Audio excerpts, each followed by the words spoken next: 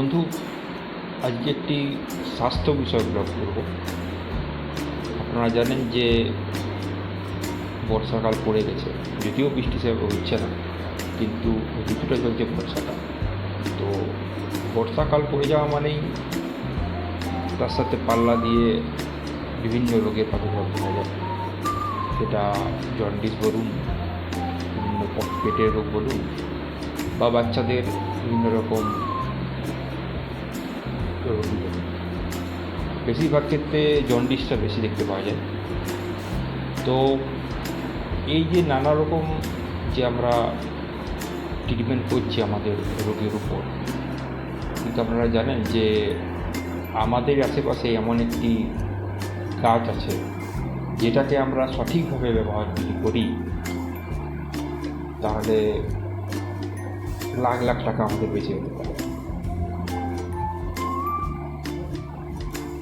শুনতে অবাক হলেও এটাই সত্যি, কারণ আমরা হয়তো তার দিকে আমল দিই না, কিন্তু সে গাছটির শিকড় থেকে পাতা অবধি পুরোটাই গ্রহণযোগ্য, পুরোটাই ফেরার অংশ। ঠিকই ধরেছেন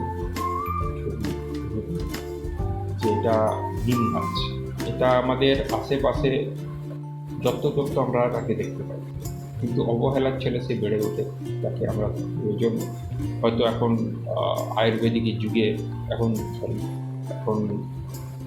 মেডিসিনের যুগে আমরা তার উপকারিতা ভুলতে বসেছি, কিন্তু এককালে তার প্রাধান্য খুব প্রচুরভাবে দেখা যেত। নিম পাতার যে গুণ বা নিম গাছের যে গুণ বলুন, সেটা বলে বোঝানো হয়। একটা গবেষণায় দেখা গেছে যে প্রায় 200 রকমের রোগ সারানোর তা নিম পাতার নিম গাছে আছে। নিম পাতাকে যদি আপনি কুটি করে সকালে খালি পেটে খান, এই আপনাকে পেটের রোগকে ভালো করবেই, তাছাড়াও শরীরের ভিতরে নানা রকম ইনফেকশন থেকে আপনি রক্ষা পাবেন। এছাড়া তো আমরা জানি ডিমের সঙ্গে হলুদ আমরা যদি একসঙ্গে বেশি করে কিনে লাগাই সেটা কতটা উপকারী। এছাড়াও নিম গাছের যে কাঠ আছে সেটা গুঁড়ো করে আপনি রেখে দিতে পারেন, সেটা খেতে পারেন, বা সেটাকে যদি আপনি তার পেস্ট করে নেন, সেটাও যদি স্কিনে লাগান, সেটাও অনেক উপকার।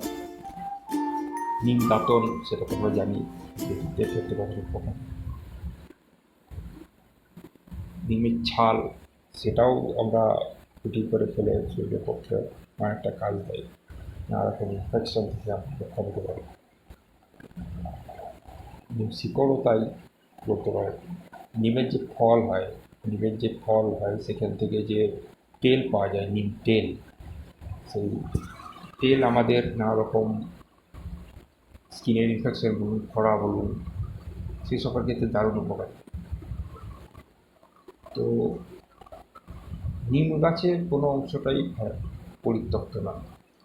এটুকু ধরা হয় যে নিম গাছের বাতাস যে বাতাস তার গা বেয়ে আসে, সে বাতাস এমনিতেই পরিশুদ্ধ হয়ে যায়। এমনকি নিম গাছের প্রচুর পরিমাণে অক্সিজেন দেওয়ারও ক্ষমতা আছে, এটা অন্যান্য গাছের তুলনায় দেখা গেছে প্রচুর পরিমাণে অক্সিজেন দেয়। তো এই মেডিসিনের যুগে, এই অ্যালোপ্যাথিকের যুগে আপনারা সভ্য সমাজ অবশ্যই এটা নিয়ে একটু ভাববেন।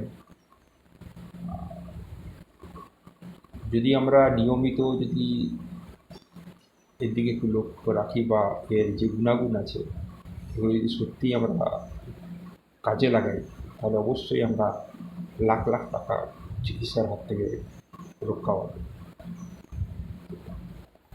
একটু দেখবেন হলে। ধন্যবাদ।